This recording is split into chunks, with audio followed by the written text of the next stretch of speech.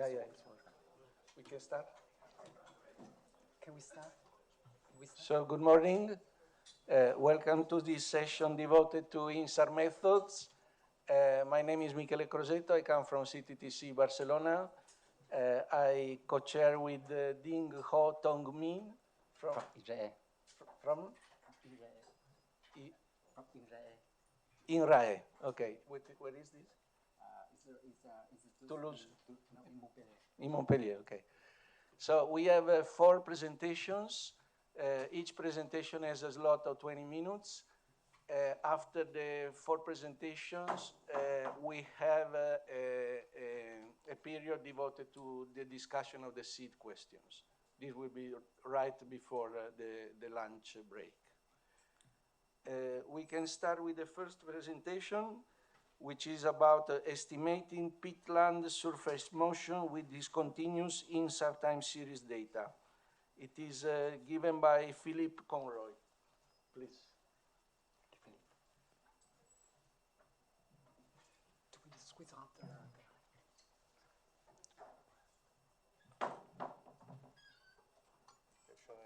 Yeah, can we start?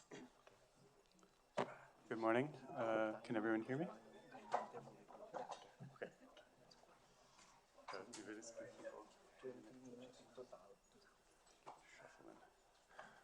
So go ahead. Okay, good morning, everyone.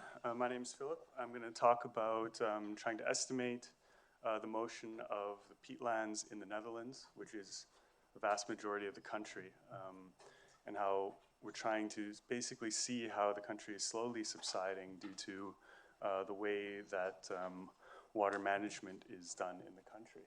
So if you look in the background here, you can see sort of a typical scene here. This is what a lot of the Netherlands looks like. And you can see there's a sort of very intricate, I should say intimate link between water and land, and how when you make water management decisions, the land sort of reflects what happens afterwards. But what this really is also a talk about is a talk about temporal decorrelation, and how we can actually try to overcome a lot of problems that we have been facing for many years already now when trying to monitor areas like this. So first, I just want to give you a quick overview of sort of what it is we're actually trying to measure, what this signal looks like. So you can see this is a sort of shallow-based deformation time series. And you can see this is basically all motion that's happening in the top few meters of the soil. And you can see throughout the year, we have very strong deformation rates actually around this time of year due to, the rains and stuff. We have a very high dynamic range. Actually, I don't know why I put 8 centimeters here. It's more like 10 centimeters throughout the year that we try to monitor. Okay.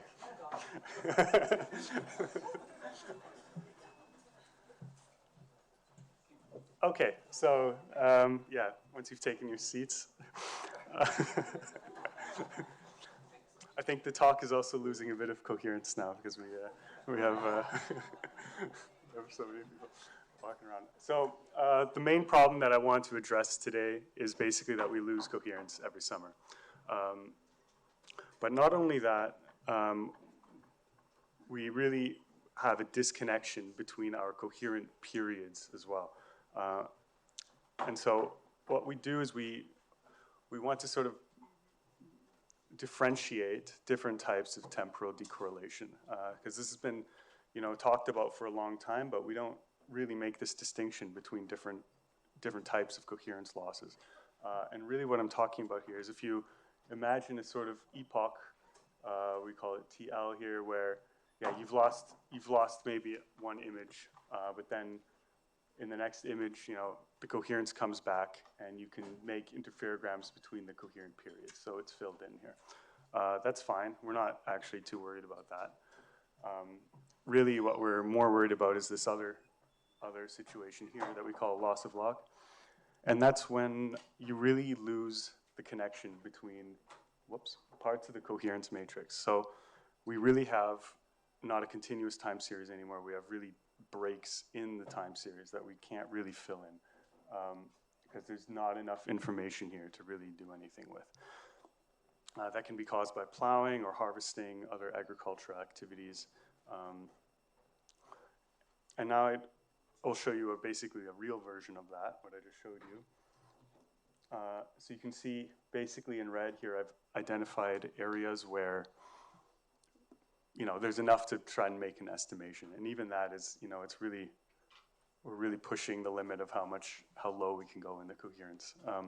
But you can see that there's very large, you know, parts of this coherence matrix that are just basically noise, especially if you consider the bias in coherence estimation. If you have something that's, you know, less than 0.1, there's a very good chance that this is just a bias in the estimator. So there's really nothing connecting these two actual usable periods. So how do we deal with this? The first thing is we just try to identify when can we use the data. So when is there enough data for us to actually do something with? And then we sort of treat these as their own little independent time series to begin with. And we can do some temporal unwrapping. And then we have sort of these little fragments that are unwrapped in time, but they're disconnected still. So we have basically, you know, something here where we think this is sort of what it looks like. We have something here, we think that's what it looks like, but we don't know what's going on in between. And so there's sort of an unknown shift between these things. And right now I've just plotted these with respect to 0, so the first epoch starts at 0, just to show you it's basically unknown. So now we have to sort of find out how to reconnect these. That's where we introduce some additional data to the processing. So basically our idea is we've extracted the maximum that we can from the SAR imagery alone. We need to introduce some additional information to help solve the problem. And first what we do is we start by just collecting land data that we have available for us. So here we have, for instance, a map of all the land parcels in a certain region, and we have a lot of information about these areas actually. So we know the size, we know the shape, we know the water management that's being done there. We know, in theory, the land cover and the soil type as well. So we can combine all this information, and so that we know for each parcel all of this information. And then we can also multi-look along these boundaries so that we can ensure that we have a homogeneous set of data that we're performing our multi-looking under. And then when we do this, we can start finding similarities between neighboring parcels. So if a group of parcels here, like I've highlighted, you know, have the same sort of key parameters that we think determine how the land should move, like land cover, soil type, and the water management decisions that are being made, then we also, it's reasonable to expect them to sort of move the same way as well. So we can group these together, and we can kind of find when are they coherent, when are they not coherent. And so here we have a sort of plot that illustrates that. You can see all of the parcels in the winter periods around January are coherent. And then around April, you begin to lose coherence. But it's a bit of a random process. There's definitely a sort of random element to this. And the idea is actually if you include enough of these parcels that are similar together, you actually have enough data to sort of sample the entire variation throughout the year. So if we just plot them together, we get basically a Swedish spaghetti of time series. So this is a bit of a mess. So now we have all these vertically unaligned segments, but what can we can do something with this.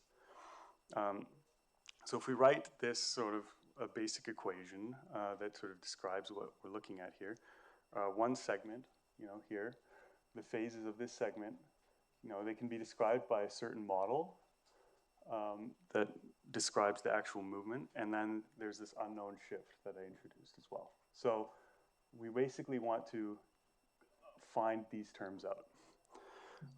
And the best way to do that is actually just to look at the change in position in time. So essentially we take the first derivative, and then this shift term just drops out.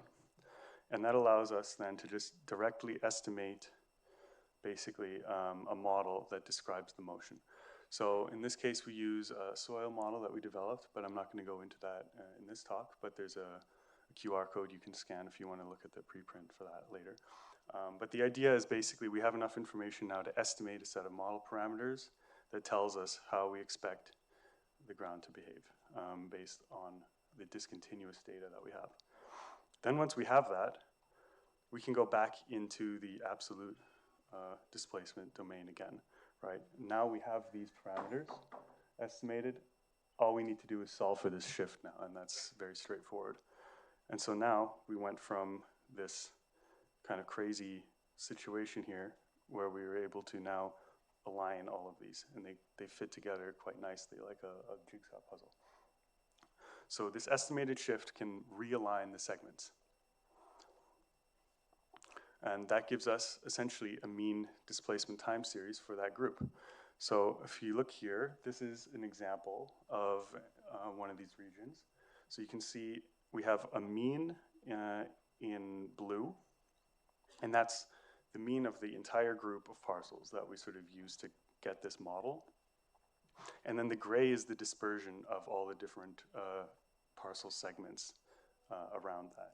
And that gives you an indication of the precision or of how well they fit within this group. Very interestingly, you can also begin to see the effects of climate change on this signal as well. So for instance, in 2018, we had a record hot summer, and you can see there's actually a very dramatic shift down here. And actually, what you see is this is a little bit too short of a time series still, but you have a bit of a permanent loss of soil here, of a few millimeters of soil. And you can imagine as this continues over time, this really adds up. So yeah, that concludes my talk. Basically, the idea is we differentiate different types of temporal decorrelation, and we really try to identify this, what we call loss of lock, that really cuts your time series apart into segments. And that we can bridge this loss of lock by finding similar scatterers that we use to estimate a mean displacement model. Once we have that, we can then get our time series back. And in that time series, we really see the effects of climate stresses on the ground subsidence. And we're also really proud to say that this was the first accurate and validated time series that was done with InSAR of this region. So thanks very much. Check out the preprints below if you're interested, and thanks.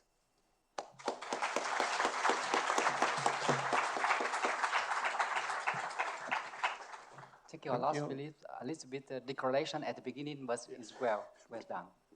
Okay, so we have plenty of time for questions.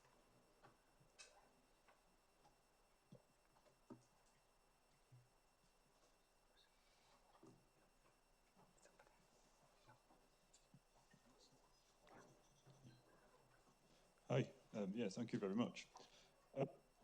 Was the grouping of the parcels automated or a manual process?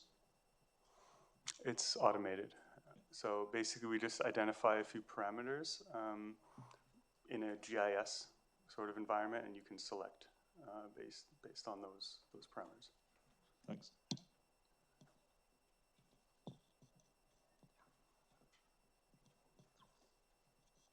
Hi, thank you for the presentation. And I have another question about the acquisition mode, because I saw that you use descending mode only for these results, but... Sorry, could you speak up a little bit? Sorry, yeah, right. I saw that the results are in descending mode, but did you use or double check with the ascending mode for the same area, just to see? Yeah, that's a good question. So actually, I didn't get into this. I glossed over some details, but actually what we do is we project the displacements to the vertical, and then we actually have 4 tracks, 2 ascending and 2 descending, that we can then, with this technique, we can actually combine the observations. So we have 4 tracks to generate the full time series. Okay, thanks. Yeah.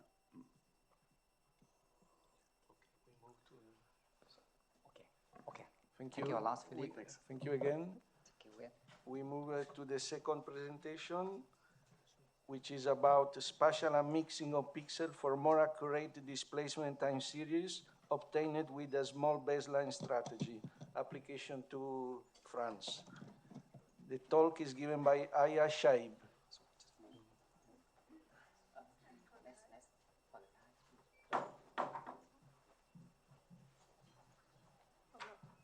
I am short. So, Not yet.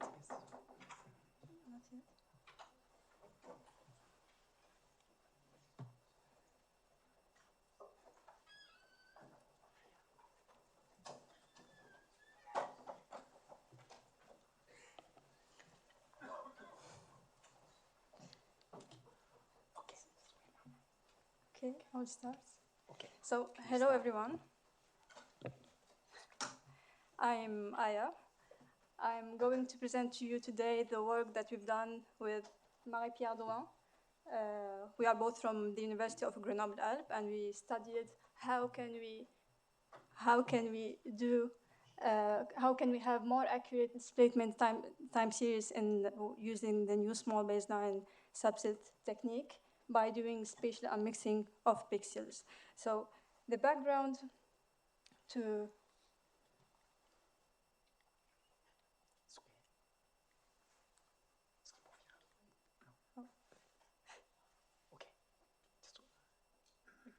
So the background to this study goes back to a very recent time where the scientific community has noticed the presence of an additional phase bias that is observed mainly on vegetational terrain, like agricultural area or forest.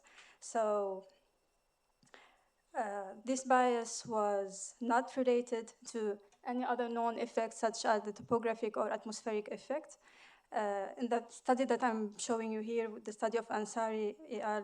2021, they have shown that the bias is mainly accumulated on short temporal baseline interferograms, where the bias on each simple interferogram is very small. However, its accumulation in time over the whole time series will give us a final velocity map, which is very biased.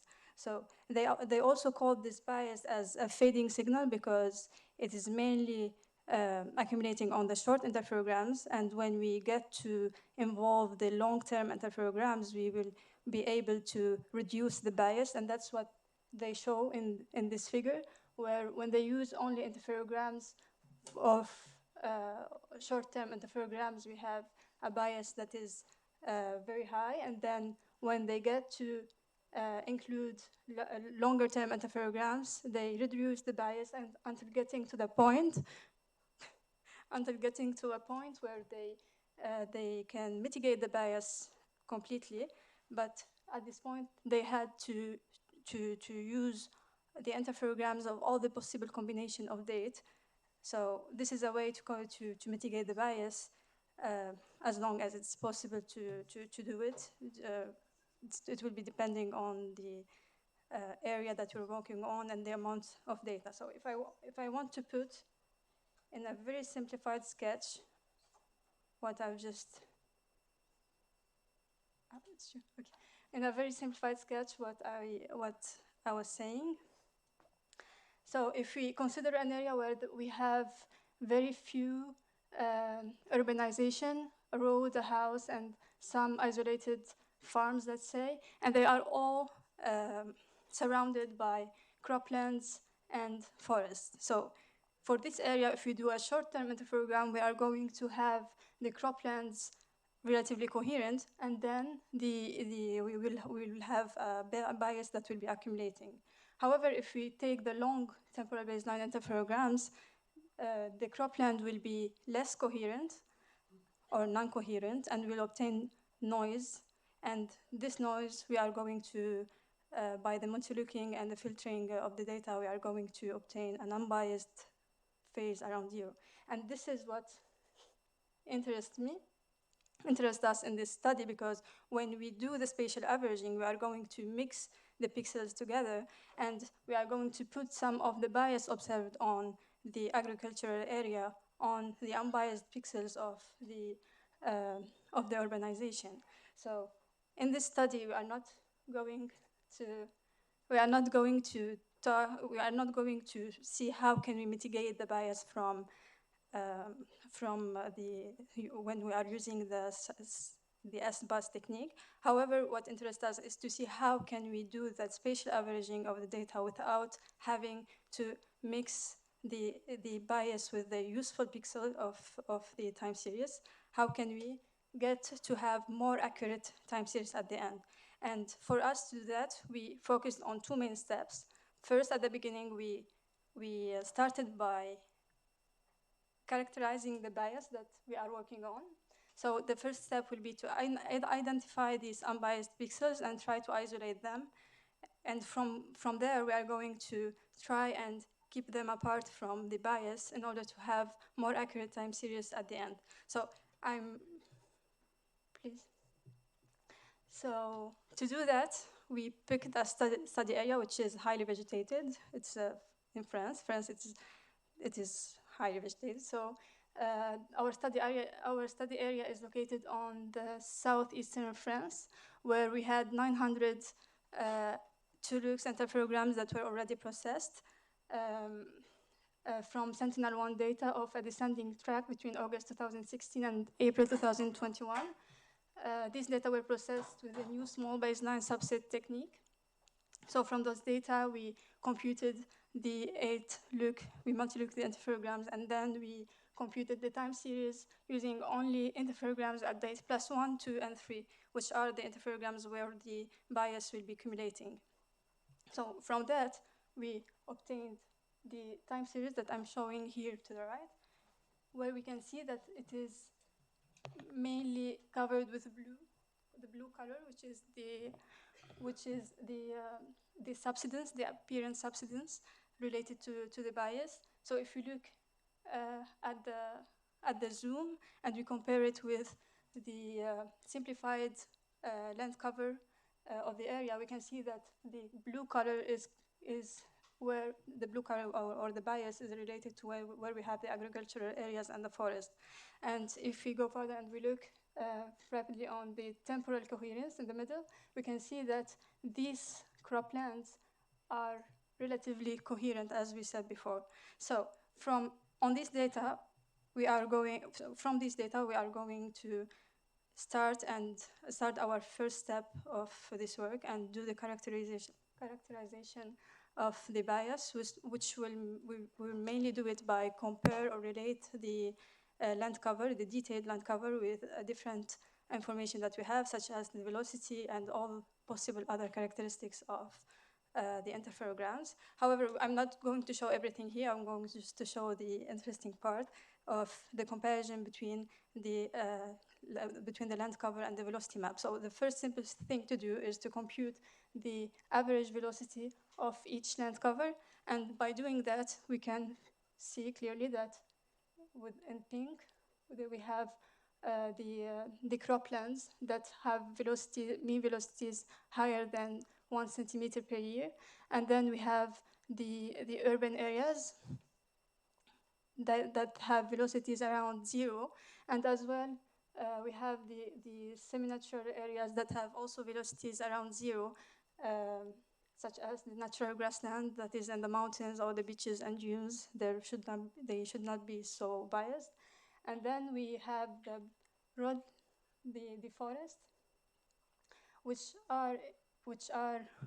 have some bias, but it is very low compared to the croplands. So to go further, we did a time series for each land cover. So just to explain what I'm presenting in this time series, for each of the land cover, we take all the pixels of a specific land cover, and we calculate their displacement relative to all pixels of urban areas and at each date, and we obtain these time series. What's interesting when we look at these time series is that I'm showing here 3 examples of the croplands, the soybeans, the intensive grassland, and the vineyard, which resemble to the other also croplands. What's interesting is that we can see that the the acquisition of bias is not happening all over the year. However, it's only happening during a specific season when between March and the end of June of each year. Can you pass me? Wait, so if I try to explain that with our basic knowledge of the agricultural cycle, we know that during the winter there is basically nothing happening on land, so I would assume that it is coherent and it's only zero. However, during the spring, when the plants are growing, we are having this accumulation of displacement over time, and then when it comes to summer, we have the harvesting season. However, we are not seeing any reversible motion, which I can only explain by the fact that when we do harvesting, the pixels become non-coherent, and then we are just going to be noisy, and we will not add or eliminate any displacement. And then the same thing is happening during the autumn. I know that it is much more complex to explain these time series than what I've just said, but it could be an explanation. Please. So the second pixels that are causing bias in the final time series will be the forest. And for those, we can see that we have accumulating bias over time. However, the behavior is interesting as the bias that is acquired during the spring and the part of the summer is reversible. So I don't really have any proposition or explanation to those. So I'll be open to discussion or propositions later. And by doing that, So by doing the comparison of and the interpretation of the biased pixels and trying to understand their characteristics, I didn't show everything here. But once we've done that, we can go to the next step, which is how to use this information in order to be able to put apart these unbiased pixels in the final time series and obtain more accurate time series. So to do that, we will use this information to weight each pixel that we have, and to weight each pixel that we have. So to achieve that, we used 3 factors. The first factor is the temporal coherence that will give values close to 1 when we are on urban areas. And the second one would be the coherence dispersion. This factor basically shows the consistency of the coherence of each pixel over time. So when we are on urban areas, usually we will have higher values, and when we are on the croplands, we will have low values because they are not coherent all over the year. And the final factor will be the coherence ratio between the summer and the winter. This factor also helped us to isolate the croplands. So we used those 3 factors in the following equation, from which we are going to calculate our weight that we called unmixing coefficient. This weight will have continuous values from 1 to 101. The highest values will correspond to the urban areas, the unbiased pixel that we want to keep at the end. And then the lowest values will correspond to the vegetation, the croplands, and the forest. And in between, we can find the stable non-urban terrains. So if we look at the map to your right, to the right, if we compare the land cover with the unmixing coefficient map that we obtained, we can see that we were able to divide this map into 2 main colors, into red and the blue. So we are able to differentiate the agricultural areas from the urban areas. And by doing that, we obtain a time series which is much more accurate. I will go faster. So here I'm showing 2 examples. In the first time series, is the one that is computed, that was computed without weighting the pixels, and the one to the right is the one computed with weighting the pixel. So if we look at the road in this part, we can see that when we weighted the pixel, we were able to get the information on the road. And then also, if we look here, we can see that we were also able to have information about isolated urbanization that is in the middle of farms, and as well the same is on we can see the same thing on the second example. So if I want to put in a quantitative way what we were seeing on the maps, we computed the mean velocity of each of the unmixing coefficient classes. And so the upper one is for the velocity map that was computed without weighting, and the second one is with weighting. If we compare at first view, we can see that, please, the very first part, which is corresponding to the croplands, and the last part, which is corresponding to the urban areas, they didn't change after what we've done. However, what the big changement was in the middle, where we can see that we obtained this smooth increasing of mean velocity with the decrease in mixing classes, and this is because we took the urbanized pixels from the middle and we put them at higher mixing classes, and we did the opposite for the croplands. So to conclude, it is very important. From this study, we've seen that it is important to characterize the pixels when we are walking in a very vegetated area, because from doing that and trying to unmix them by applying a weight to the pixels that we want to keep, we will be able to keep the information at the end and the final time series. From analyzing the bias in France, we have seen that there is up to 2 to 3 centimeters per year of bias that is accumulated on the croplands during a specific season during spring. And then for the forest, there is small bias. However, it is reversible, questionably. So this work was a small part, first part of a larger project that was aiming at mitigating the bias from the products that we used in this study. The afterwork will be presented in a poster.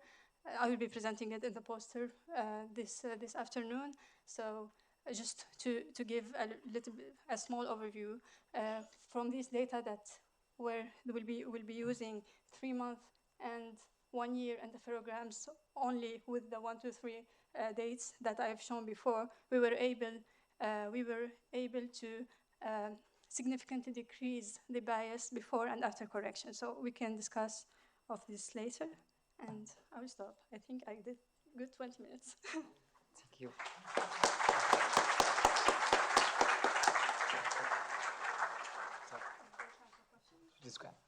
So we have time for one question.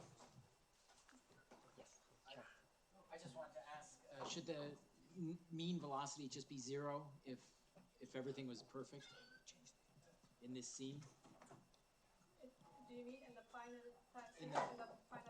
In In other words, any motion that you have in the map is because of this bias. Is that correct? It is a relative velocity, so it depends from our reference area. But however, yes, if there is no motion, it should be 0. Should be 0. Yeah. Okay, so there, in some cases where you don't have the full covariance matrix, there's no way to actually get rid of the bias. Yes, we can, in fact. There is other method.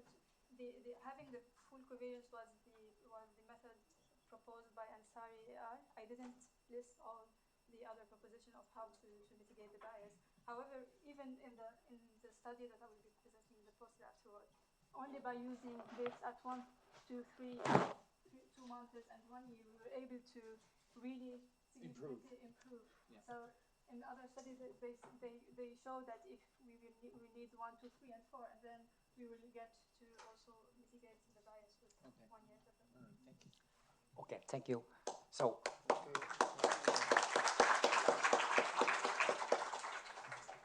so there is question, but we will keep the last for the last session with there will be a session C, so we can discuss briefly. Okay. So we move to the third presentation, which is about a novel algorithm for identification of persistent scatterers. Is given by Mario Costantini from B Open Solutions.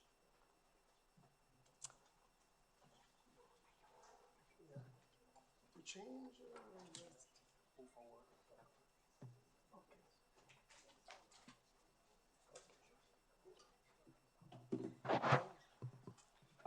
Thank you. Good morning to everybody. So I'm presenting a novel algorithm for point coherent estimation in InSAR interferometry. So I don't need to remind to you here in this contest anything about InSAR interferometry. Let only me remind that a case step is the identification of coherent points or cluster of points, providing a coherent backscattering over time. So due to this preservation of coherence over time, we can call this point persistent scatterers, regardless of whether the dominant scattering mechanism is point-like or distributed. And so what we propose is a novel algorithm which we will call point coherence estimation, to evaluate in a clean and simple way the interferometric coherence of each single point in an image stack without the need for complex procedures, critical assumption, or approximations. The method, of course, works at full resolution because we don't want biases, as we have seen in the previous presentation, but of course can be applied also to cluster of points with degraded resolutions, like for a multi-look or distributed scattering.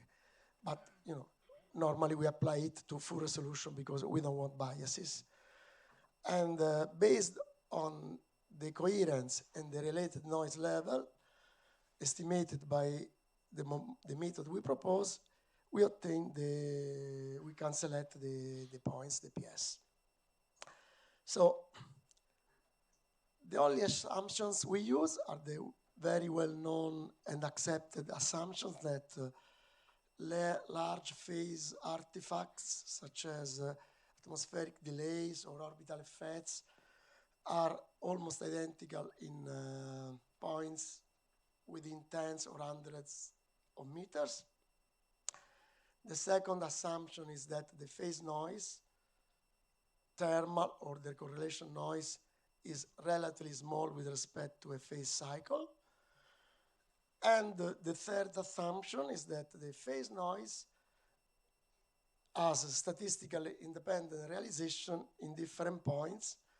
And to be sure of this, we can exclude, if needed, adjacent pixel if the images are oversampled.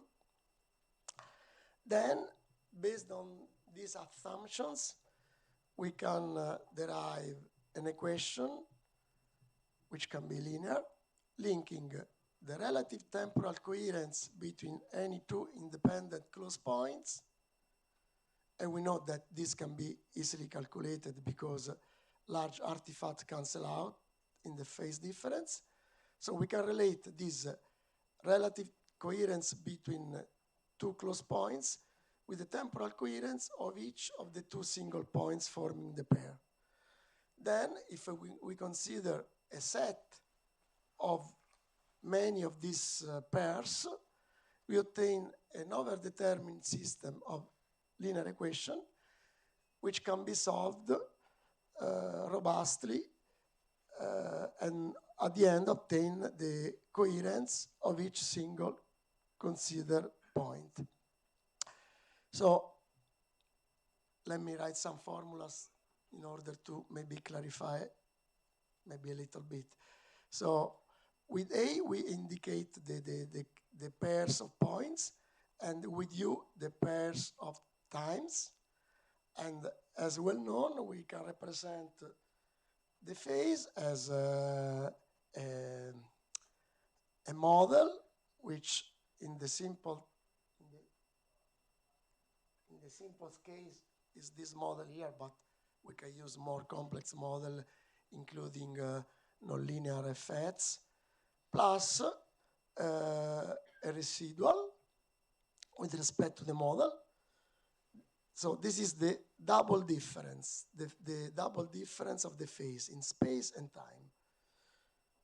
Then, again, as well known, we have the temporal coherence formula, which determine the parameters of the model by maximizing the temporal coherence. And again, as well known, the residual with respect to the model can be represented as depends only on the thermal and the correlation noises of the two single points, because atmospheric orbital effects cancel out. So, starting again from writing the coherence, the temporal coherence depends on the residual, as we have seen. Now, let's take the limit for an infinite number of acquisitions, but however, the method works also with a finite number of acquisition. As a normal stack with 40 image works very well. And so the temporal coherence is the expectation value of the phasors of the residuals, the noise residuals, which can be written depending on the noises of the 2 points. And if we assume that the noise realizations in the 2 points are independent, we can write this expectation value as the product of 2 expectation values, and we obtain at the end that the temporal coherence between a pair of independent close points is the product of the temporal coherences of the 2 single points. In the case with the finite number of acquisition, we can obtain a more precise formula, but anyway, this is perfectly good even with the regular number of stacks. Like, as I said, 40, 50 images, so it's perfectly good. So this is the formula, which is always valid regardless of the phase noise distribution probability, with only the 3 assumptions we said before. And what is important is that this formula is valid for all points, including also the bad points. So we don't need to pre-select any good points. We can apply it also to the full stack, full grid, even though we can make a pre-selection if we want, but we don't need. And taking the logarithm, we can obtain a linear equation. And we have so many of these equations for any pair of points that we consider. So we have an overdetermined linear system that can be solved using L1 or L2 solvers efficiently and robustly. And so in this way, we obtain the coherence on each single point, and by simply thresholding this coherence, we can select the good points. Just one curiosity, if we assume that the noise has a Gaussian distribution, this relation become the well-known relation for combination of independent noise realizations. So let's go to some tests on real data sets. The first stack is a stack of Sentinel images, 86 images, in an area which include urban, rural, bare soil, mountains, different type of terrain. Here we made some details in different areas. In green, we show the points detected by simple methods like signal to crater ratio or amplitude dispersion, methods that can be simply implemented, so just for comparison.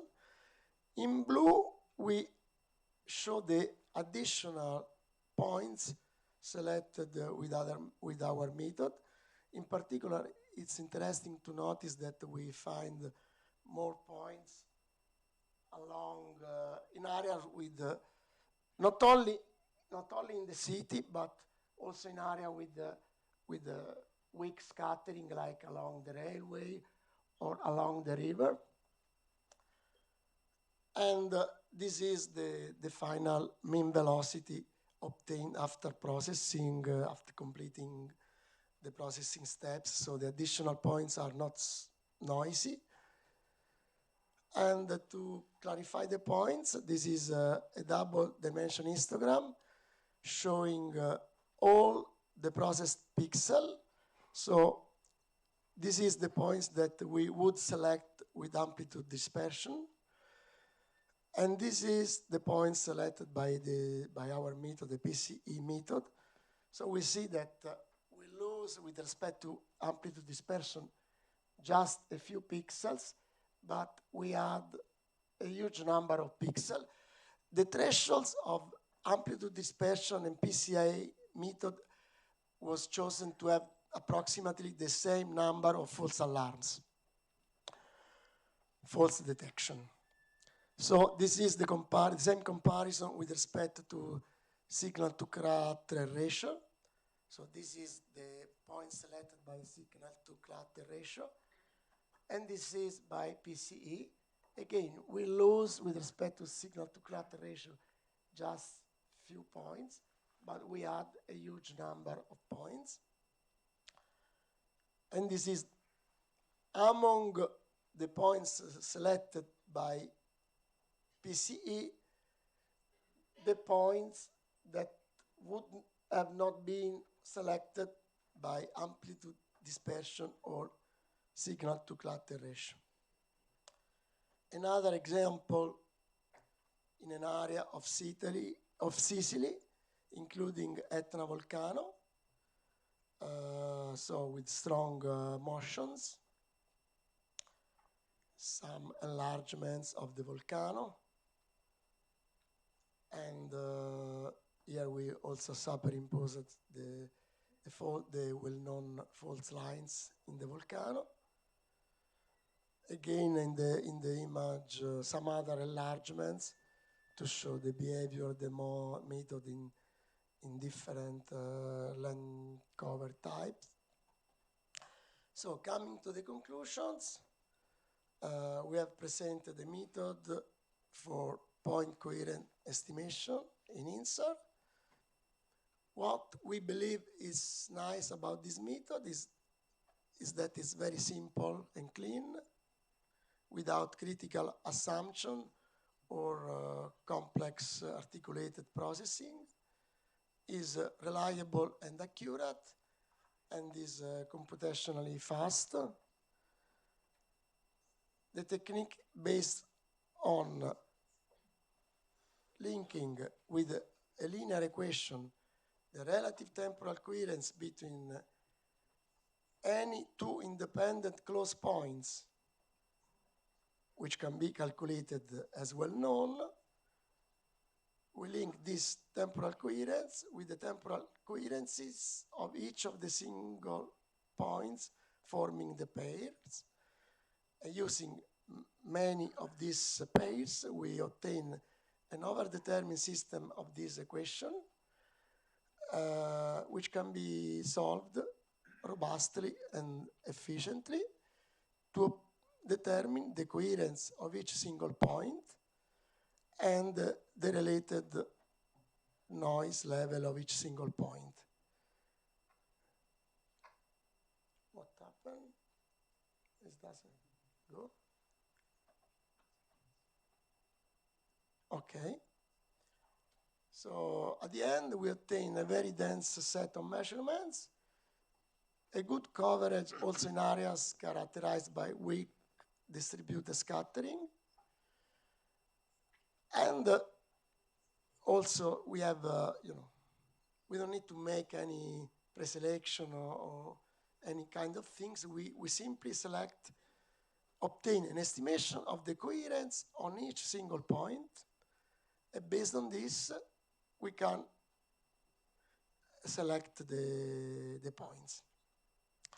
As I said, we apply this to full resolution points because we don't want biases, but the method can be applied also to multi-look or clusters of points obtained by distributed scattering processing.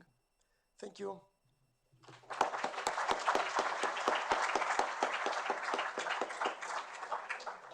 Thank you. It's a very good talk. So we have time for questions or comments. Yes. Thank you for a very nice talk. It's a very elegant way of selecting good points. I have two questions. I try to be short questions and a short answer, probably. This extra that you did with this method and interpreted as these are distributed scattered, that they are coherent over the whole time series, because your method is based on the temporal. I don't hear very well. Can you repeat, please? It's the extra point that you can detect with your method that cannot be detected with amplitude dispersion. So you detect it now. These points, can we interpret them as the distributed scatterers, that they are coherent over whole time series? Well, first of all, they are full resolution points. So in this sense, we don't have the average and bias. Sometimes these points correspond to weak scattering, which can be not point-like, but more distributed. But the real point is not about if they are distributed or not. The real point is about the fact that you can select... they are coherent, I agree. Coherent points over time, points that keep coherence over time. And you said it's computationally fast. I can imagine in big areas, this system of linear equations is a huge, huge system of equations. Can you address a little that in the whole frame, if you want to do it and include all the pixels in, this system of equations is quite a large system of equations. And to be honest, I don't remember, but what I remember is that this method is much faster than the method that we were using before, the PSP method. And by the way, I forgot in the presentation the last point. We are going to provide, we patent this method, we are going to provide this method with additional, the full processing chain as a software as a service. Anyway, I don't remember, but I can check and later with my colleagues and I can tell you later the time. But it's absolutely reasonable. Okay, thank you. So we have questions, yeah?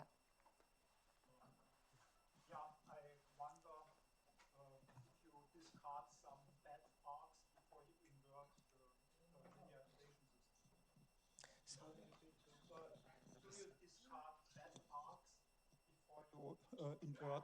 Discard bad Arcs. Bad arcs. No, we can use all arcs, all points and all arcs, because the equation is valid also for bad, very noisy points. If you want to make the method even faster, you can make a preselection using some basic methods like, for example, amplitude dispersion or signal to clutter ratio, or other methods using a very, very relaxed thresholds. And then you can apply our method to this set of preselected points, but only if you need to be very, very fast. Okay, thank you. So, thank you a lot, Mario. So, at the end, no, it's okay.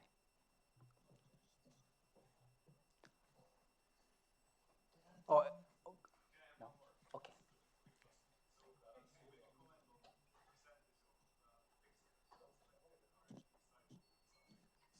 Just wait a moment, yeah. So we know that if we like apply the traditional, for example, amplitude dispersion pre-selection, we end up with some side lobe and sub-main lobe pixels. Like, how does your method perform in terms of side lobe and sub-main lobe pixels, which are In terms present? of side And lobes. sub, Well, I didn't check about this. You know, I don't know. I cannot answer precisely. I mean, the method works on determining the temporal coherence. So you can make maybe a pre-processing to eliminate the side lobes if you want to be more precise, but the method is transparent with respect to this. Okay, thank you. Thank you a lot, Mario. Thank you.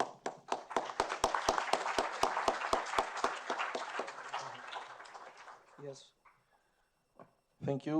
We move to the fourth presentation, which is about near real-time estimation of unbiased ground displacement time series with InSAR big data. The presentation is given by Scott Staniewicz.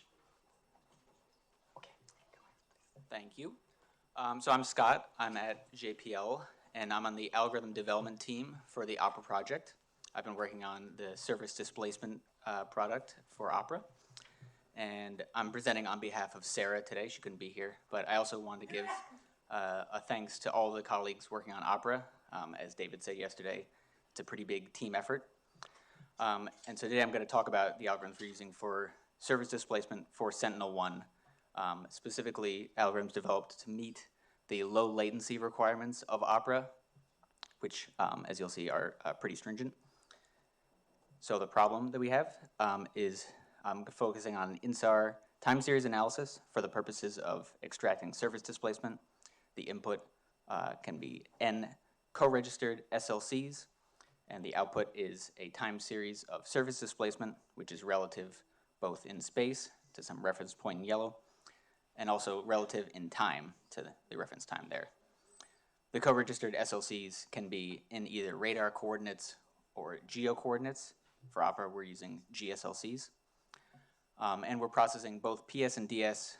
And for DS processing, you can roughly categorize into two broad groups, where the first is how the original SBAS posed the problem, where you have some predefined set of interferograms that you form, you unwrap them in some way, and then you perform an inversion to get the surface displacement time series. An alternative is the covariance-based approaches, and these were posed by Guarnieri and Tebaldini and then popularized by Squeezar. And so for these, you take your n co-registered SAR images and you form the n by n covariance matrix, which contains all interferometric pairs. So here we're calling the complex vector of measurements D. You are summing the Hermitian product around some window, summing up the neighborhood where we're calling that omega, which is supposed to be statistically homogeneous pixels. And the result is the covariance matrix, or sample covariance matrix here. And then you perform some optimization there, which is the phase linking. And there have been many approaches that people have come up with over the years. We've listed some. The one that we're using so far in Opera, you can read more about it in Sarah's paper, 2013, which combines the ME of Ansari's 2018 paper as well as EVD, which is the eigenvalue decomposition, where you simply take the largest eigenvalue of the covariance matrix. So why are we doing the covariance-based approach? And the reason is to avoid bias in the surface displacement. So here are the maps we're looking at. These are average velocity maps derived from InSAR. There's 4 years of data that went into these. The region is the Mojave Desert, and we're looking at this area because this was an area that one of our colleagues, Yuji Zhang, found in 2021 that there's a significant bias in the cumulative displacement that you find, and these result from the shorter baseline interferograms. So on the left, we have a network where there's only nearest neighbor interferogram, so just the 12-day SBAS network. And in the middle, we've implemented the sequential covariance estimator from Ansari's 2017 paper, which utilizes the full covariance matrix. And the right shows the difference in the velocity measurements.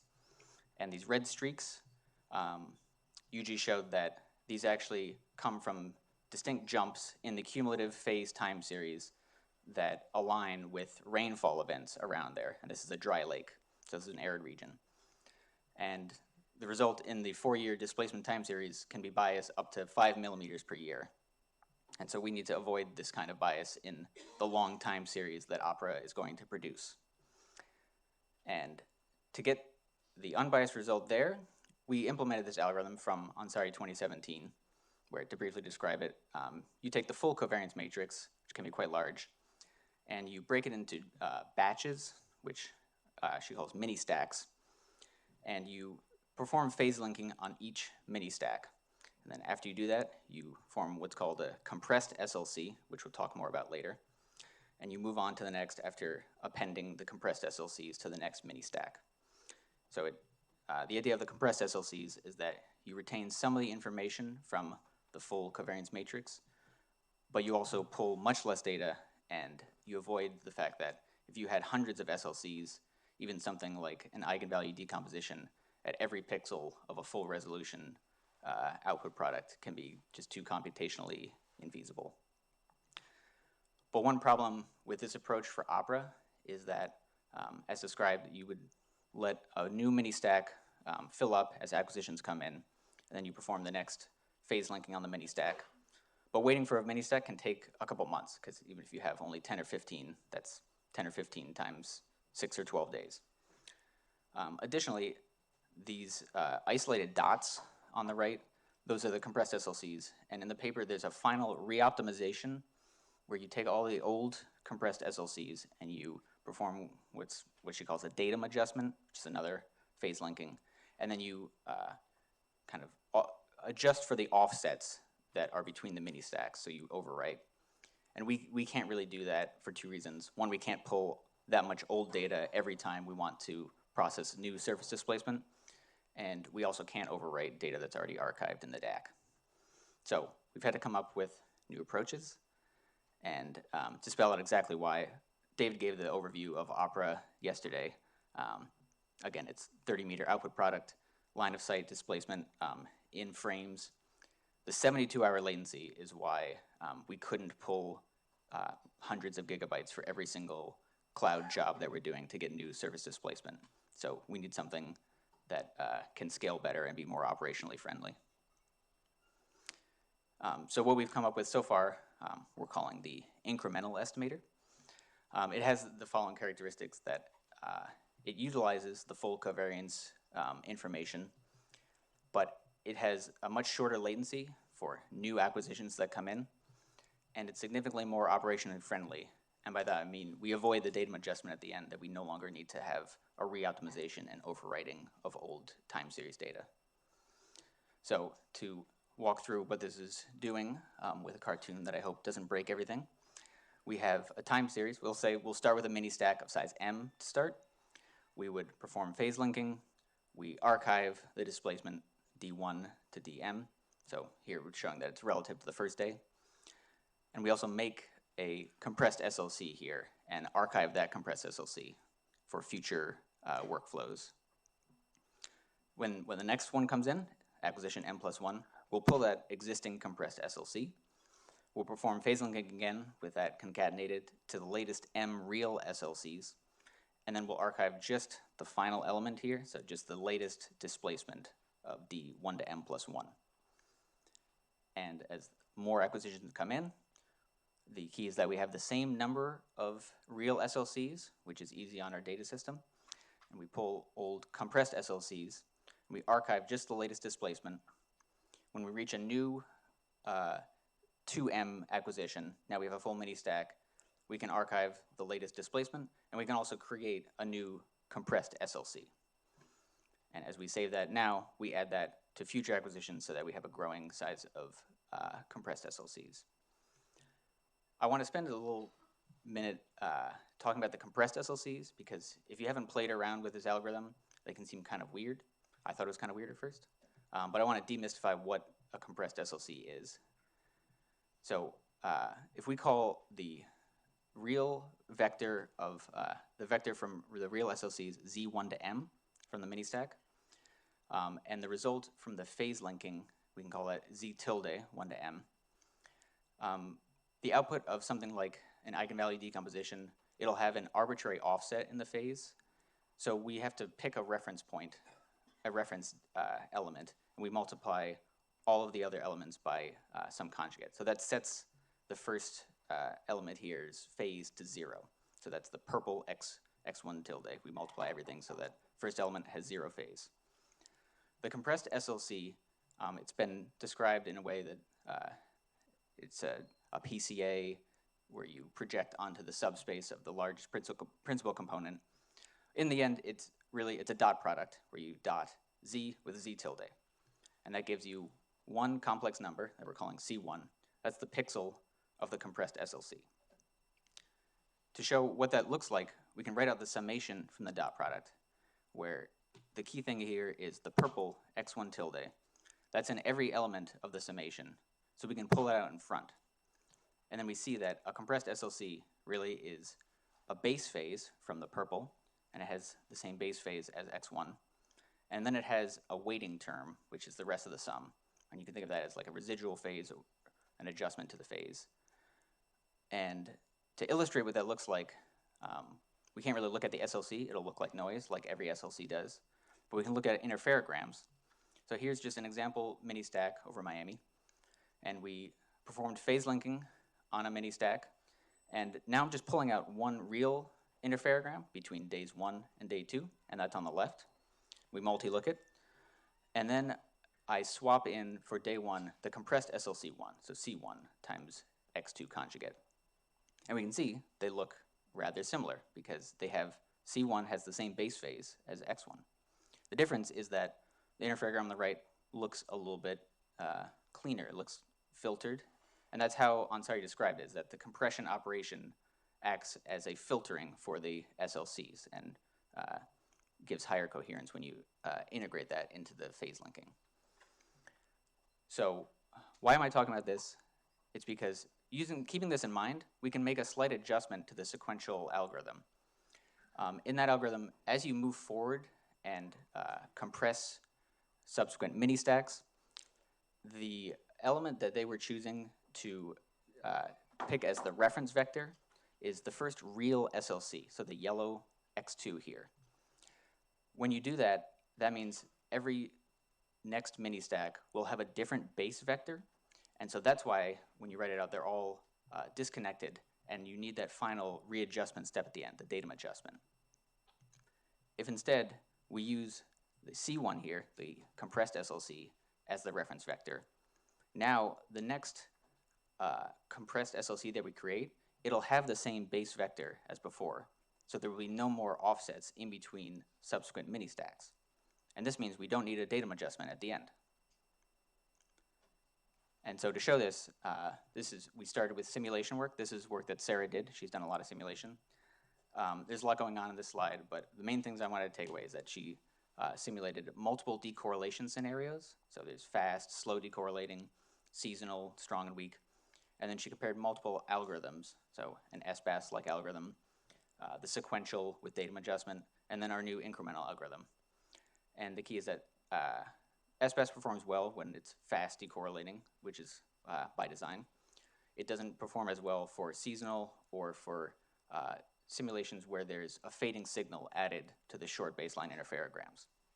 The error grows over time. But for our incremental and sequential, they have very similar error characteristics. They both perform quite well under a variety of scenarios. So in addition to the simulation, we also check the real data, of course. So back to the Mojave Desert, we have the sequential on the left that we showed earlier, and that's with the datum adjustment. And in the middle, we used our incremental estimator to process the 4 years of data. So we basically pretended we were getting new data. We took the 150 images and one at a time added them to the stack and performed the compressions, and we archived them one at a time. And then we took the average velocity that we see here. And so we see extremely similar results in the final velocity. The majority of the frame agrees within 1 millimeter per year.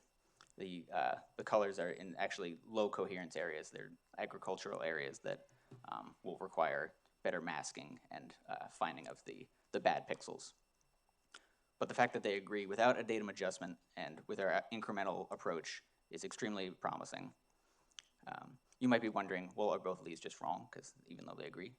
We checked with GPS.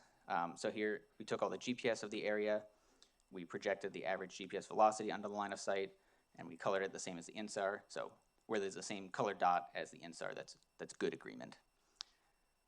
Without any correction, any smoothing or temporal filtering or anything, we get about 3.5 millimeters per year for the average velocity. But the Opera project is planning on including a tropospheric delay layer that will be very easy for a user to apply a weather model correction if they so desire. So here we tested that with the ERA5 weather model. And by applying this correction, we actually see 1.3 millimeters per year of agreement between InSAR and GPS. So that was very encouraging. So in conclusion, we have a new incremental estimator that is capable of producing new displacement products in near real time and is operational friendly without overwriting past data. The approach that we took where we modified the compression just slightly, we can actually apply that to the sequential estimator. So we've been calling that the modified sequential estimator. And that's good for processing old historical data because you want to do it in batches. You don't need to do every new SLC one at a time. As with all of the things that Opera is doing, it's open on GitHub, so you can actually run these new libraries to get the incremental or sequential modified phase linking results. And if you are interested, please come talk to us at a poster that is later, and we have more details on the algorithm as well as the PS selection and the SHP selection. Thank you.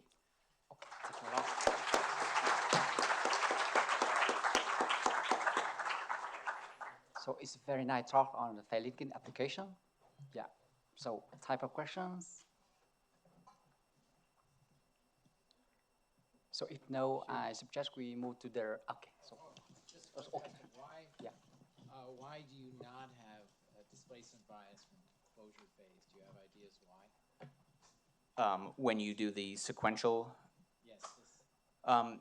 So I have been thinking about that recently. I don't know if you have read the other papers and have seen their explanations and not found it satisfying. By my best estimate, it's that when you have all possible products, you have the same short baseline interferograms that have bias. So if you only include those, your results will be very biased. As you include more and more pairs that still have information in them, that they're not completely decorrelated, you are weighting out the ones with bias by a bunch of good ones that do not have bias, that are longer term interferograms. And this was also in Yuji's paper that she was showing as you increase the stack size, you decrease the bias, but it's still possible in certain scenarios to have a full covariance where there is some small bias remaining. Okay. So maybe just allow me to comment on that one for the question.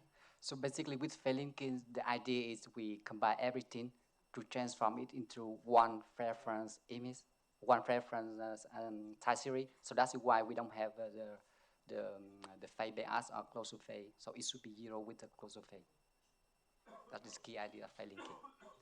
So thank you a lot. So we move to the C questions. Okay. Thank you, Scott.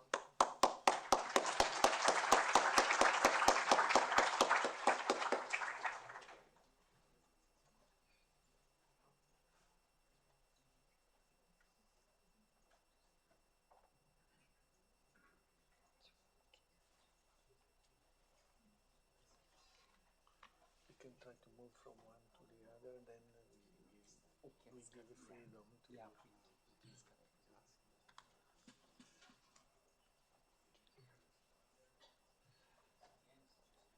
So we already prepared for 5 questions. So feel free to discuss each one. If you want to refer to, maybe we can start by the first one, maybe more easy. So what is expected right after intelligent? So basically, the deep learning is something that's one in the BSI processing, and especially in the phase unwrapping, or maybe something related to persistent scatterer identification, or something that's one. So maybe we can focus on each one and then we moving on. And then maybe we can even to go back and discuss everything. So we have freedom in this session. So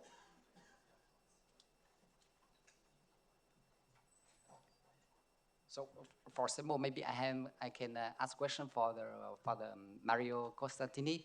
So what is your perspective to using deep learning for persistent scatter identification? Sorry. So what is your perspective to use deep learning or AI to identify the persistent scatter?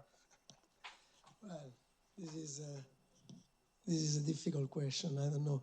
I think in SAR interferometry, we have a very good and simple physical mathematical model. So these leave not much space for artificial intelligence. I mean, artificial intelligence, it's usually very good when you don't understand anything about what's happening, because the model either doesn't exist or is too difficult. And so you build the model by brute force using so many data, either real or simulated, or using pretest tasks. You know, the most successful cases of artificial intelligence is when you can use pretest tasks, or when you can use a simulated model, because you need so many data to really learn the model from the data. In this case, maybe we have models, so we can use it. So the only thing, the only AI maybe one day could be useful to make methods faster, because if you are able to learn, to train a neural network, to teach to the neural network all the model very well, then the method is very fast. I mean, after you have done the training, it's very fast. On the contrary, with classical methods, you have to invert the model each time. But it's difficult with artificial intelligence, to learn all the methods, I mean, from the data when you already have the method, you already have the model. Anyway, this is my opinion. Okay, thank you. So, so it means that if we are able to explain something from the output of deep learning, it will be the good perspective to do, right? That's what you mean, exactly? So, I mean, for computational time, artificial intelligence can be, of course, faster after you have done the training. But doing the training will be difficult, and in particular because we have a very good model, so you have to make a training that, I mean, when you don't have a model, with artificial intelligence, you obtain something better that you can do otherwise because you don't have model. Here is more difficult because you have a good model, so you have to make a neural network that learn a model that is at least as good as the physical one. But if you have done this, the computational time will be better. But, I hope this will be not the case. Thank you. Any other opinion on the same topic? Yes.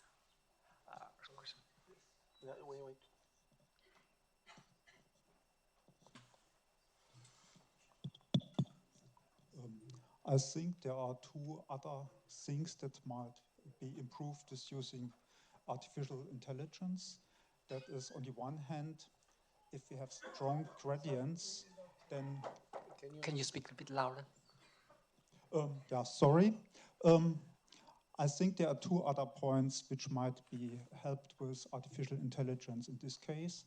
And one thing is that if there are strong gradients, then they are often mitigated by the distributed scatter estimation. So maybe a network can learn to give this back appropriately. And I also would say up to now, dealing with outliers in the temporal series, there is not so much research about this, and maybe also artificial intelligence can learn this. Okay, thank you. Yes, Andy, yeah. So, yeah. Yeah, I'd just like to add to that. I think phase unwrapping is a problem we all still have to wrestle with. And actually, we don't have a good model for phase unwrapping. And I think it's an obvious place where AI can contribute, and already does, actually. I mean, there are several algorithms already out there. And there are people currently working on that. So I think that's a promising area.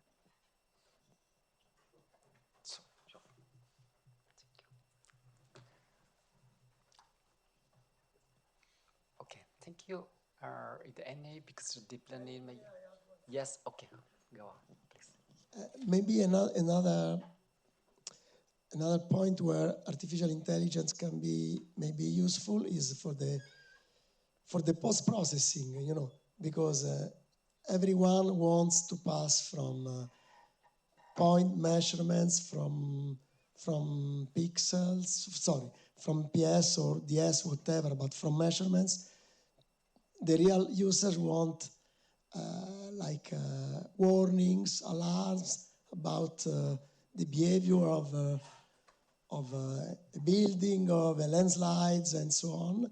So in this case, which is much more complex, maybe artificial intelligence could be useful. Maybe. Thank you. So in my opinion, as a function of time, we have a lot of data, and with the computer result will be very strong now. So I think this maybe, it's not really at the moment, but I mean, in future, it should be the best way to go with deep learning or something with the AI, because you know, as a function of time, if we can train a certain model and we can share that model, and then it means with the trained model, people can apply it very quite efficiently with respect to the other one. Of course, as long as we can able to understand what exactly the outputs of deep learning, with it's explainable or something like this one, it can be useful.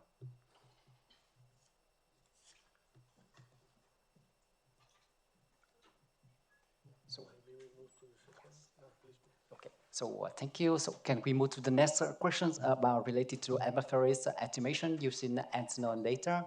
So what are the recommendations to apply is systematically, for example, using the goggles, or using the meteor model, or using the GPS, or what is the way to go? What is the best strategy to go?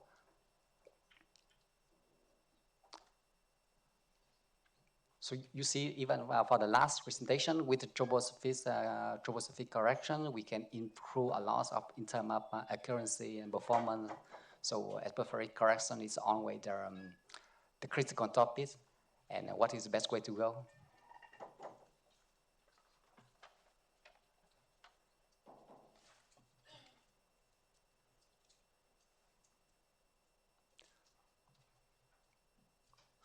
Silence in the room. We can jump to the third, no problem. Okay, from my experience, I always using goggles, but the other one I never tried to use, but I don't know what exactly the disadvantage of goggles, for example. Is there any comments from, for example, I am always familiar with goggles correction, and is there any disadvantage for using just that one?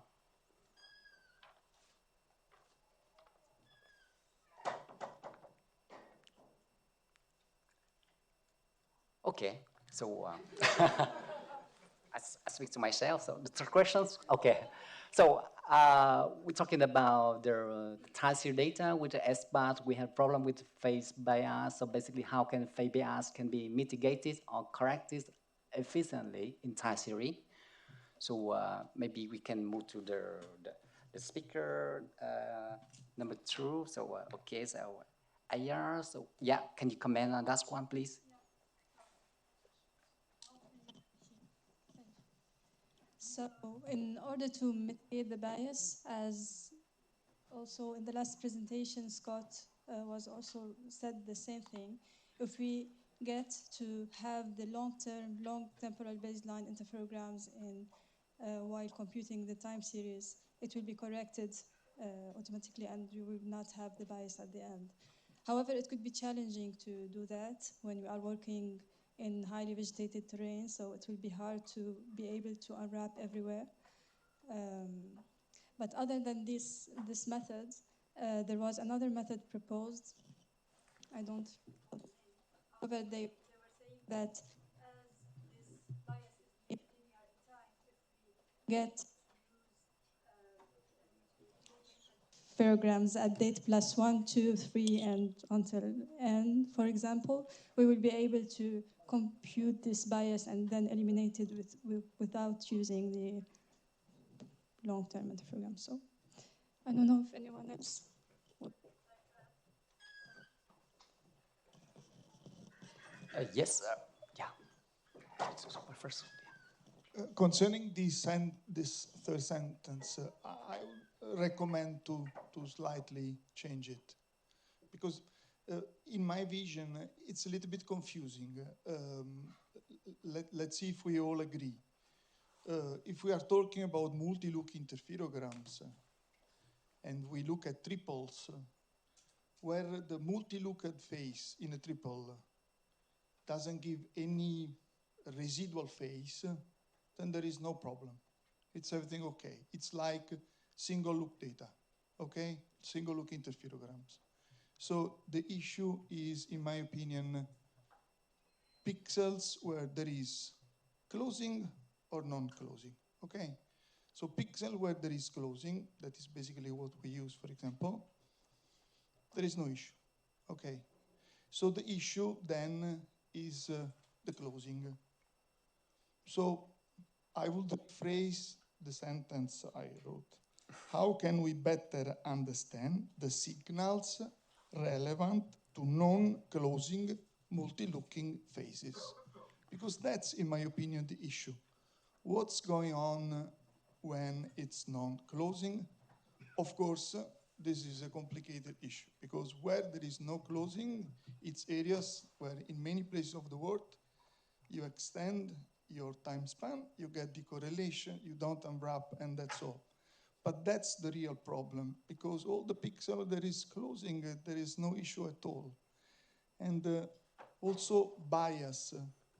I think it's a signal, an additional signal. So let's talk about signal instead of bias. That's my recommendation. So once again, and then I close, I recommend to change canceling bias and talk about signal and say that we want to better understand the signal relevant to non-closing multi-looking phases. If you agree, of course. okay, thank you a lot. So that's a very good recommendation. So basically, that the fake closures is not the bias. There is some physics inside, so we can see it's from some something to one. So totally agree with that comments. So Andy, the question over there.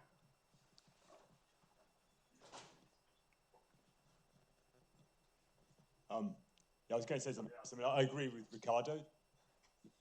No. Hello? I agree with Ricardo. I mean, it's a signal, right? And, you know, one person's signal is another person's bias, but it's more interesting in the end to understand it than just to correct it. Nevertheless, there are several talks tomorrow where they are talking about, you know, how to address this. So maybe it's a question that's better addressed tomorrow after that session. Okay, thank you. Yes. Maybe I don't understand well because, you know, one question is when there is no closing due to, I mean, bigger no close, let's say, but when you work with multi-look, never perfectly closed due to, and so this causes the propagation of noise. So you never have perfect closing when you work with multi-look.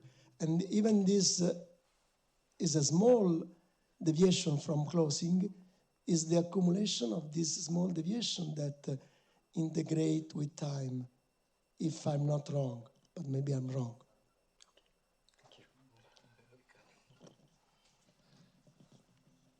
Mario, I think you are wrong. Sorry. Because just a simple example, if you take an urbanized area, that's for sure you like, because you like persistent scatters, you make multi-look interferograms over an urbanized areas. There are these, let's say, small variations that you think are important because accumulate, make a time series over a multi-looked areas on an urban areas, and you don't get any bias or additional signal. So this small component, to be really effective, it's not just the residual noise coming from the multi-looking, but must be a signal behind. Otherwise, this little flickering doesn't count anything. That's our experience. Maybe we are wrong, but if you want, we can make joint experience and see if I am right or you're right. Okay. Okay, thank you. Okay, please. I was just going to make one more comment. What Andy said is that there's a session tomorrow morning. At least 4 of the 5 papers in that session are about this issue, and they've thought a lot more about it, than just what we can say in a few minutes. But I like what Ricardo is saying, in that I don't like the term bias, because I think it is misleading. There is an additional signal. There are any number of theories that have been presented already on this. I mean, we can go over what those are. A lot of these, most of them seem to have in common, though, that this additional signal comes from interference of multiple scattering centers, whether they're distributed spatially or at depth. And there's a nonlinearity in the way that those signals interfere with each other, and that's why it tends to predominantly be in one direction, because of the nonlinearity. But this will be described, at least to my knowledge, in some of these papers that are going to be presented tomorrow. And so we could debate it. I mean, I'd be happy to do that over lunch. It's a great subject. But we should hear what the researchers who are addressing this are actually doing. Okay, yeah. Thank you a lot. So we discussed a lot about the physics interpretation for the non-closure phase. So, and then we move to statistics interpretation now with the phase linking. So, okay, so before we move this one, we go back a little. Yeah, go ahead, please. I want to add something to what Howard said. When I first heard about this so-called bias, I was puzzled why it is apparently going in one direction. Found this very strange. And I saw, I think, 2 physical processes which cause this bias. One is soil moisture. So my idea is there's some rain, then the scattering goes not so deep into the soil, and with time this fades. So in a systematic way, scatterers come back to what the radar sees. And similarly, if there is some growing vegetation, it is also the weights of the scatterers in the resolution cell are changed in a systematic way. And apparently this is what causes this systematic signals.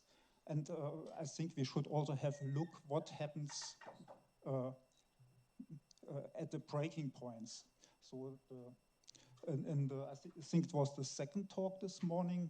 So after the harvest, there should be happen something. But if you use S-bus and maybe you use singular value decomposition to put together the time series, maybe these jumps which maybe are there are somehow cancelled out. So yeah, okay, thank you. There's a lot of work to do. So just maybe very quick discussion about the question 4 before we move to the last one, which is the most important. So we move to the statistics point of view for the fake closures with the fail linking. So in that one, can I invite the last speaker, get Scott Stanikowitz? So he's there, he's still there? Yeah, yeah. Can you comment on that one, please? Sorry, I'm commenting on how AI could be used for phase linking. No, the number 4, the one you discussed about phase linking and how it's using in your incremental estimator, something one. So yeah. Sorry, and then what am I commenting on? Yes. Can you comment that question? Just in general. I don't think I have like the challenges of phase linking. I don't see a real benefit to using AI to speed it up. Currently, so I guess I didn't give any benchmarks or anything because it's still in development.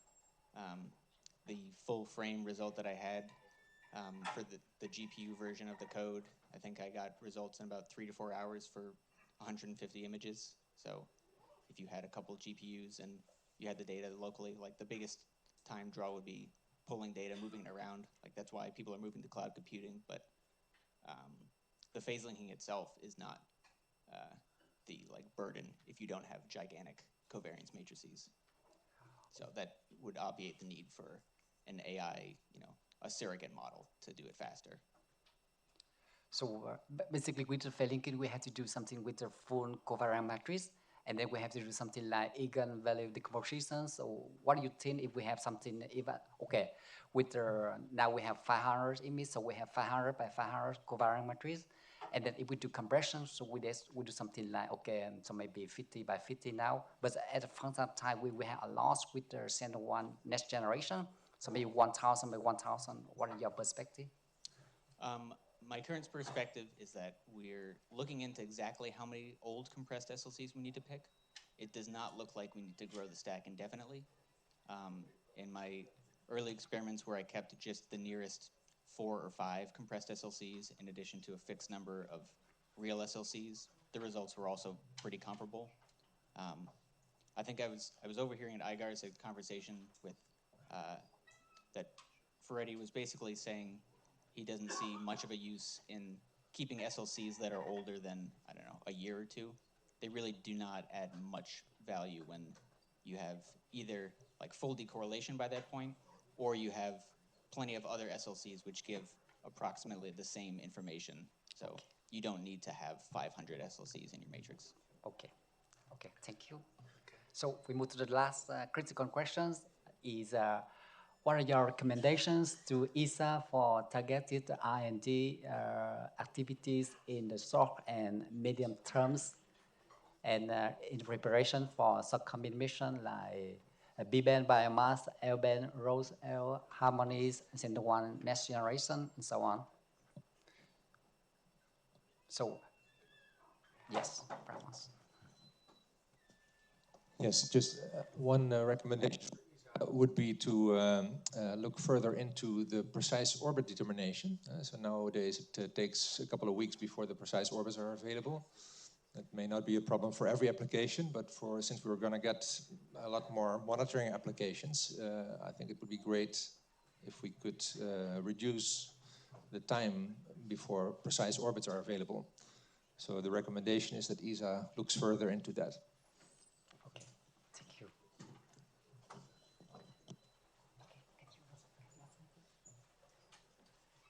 Any other recommendation for ISA?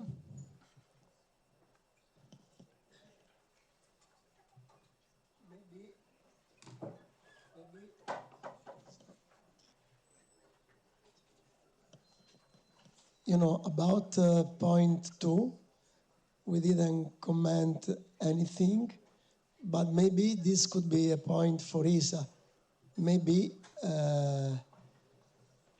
they could add this systematic processing to the data, at least to have, if you want, you can use them or not, but they could provide systematically this correction to the data. Yeah, atmosphere correction with the option to of using or not using it. Yes, yeah. Just to say that this is the exactly data product that we are currently producing and should be distributed by the end of the year. So it's being produced right now. It's just right now, just on time. Because we are changing the dissemination system to the new data ecosystem, and they didn't put up yet the flow, but the data is there. Maybe just quickly back to your point, Ramon. It's always good, this kind of things. So you want precise orbits faster, but it's also important to understand how much faster, because maybe it's feasible to change the latency from 20 days to 2, but maybe not to 10 minutes. So. Yes, that's a fair point, but I think it is, from an applications point of view, there is a little bit of time that we need to get the data down and to get them focused, so within 24 hours is now basically the baseline. So I think that would be the goal, right? To try to get also the orbits available within 24 hours, because at that time you want to do stuff with the data. Yeah. Great, yeah, thanks.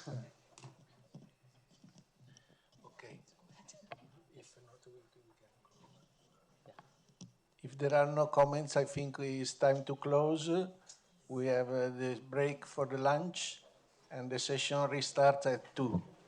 Okay, thank you a lot for very lovely sessions.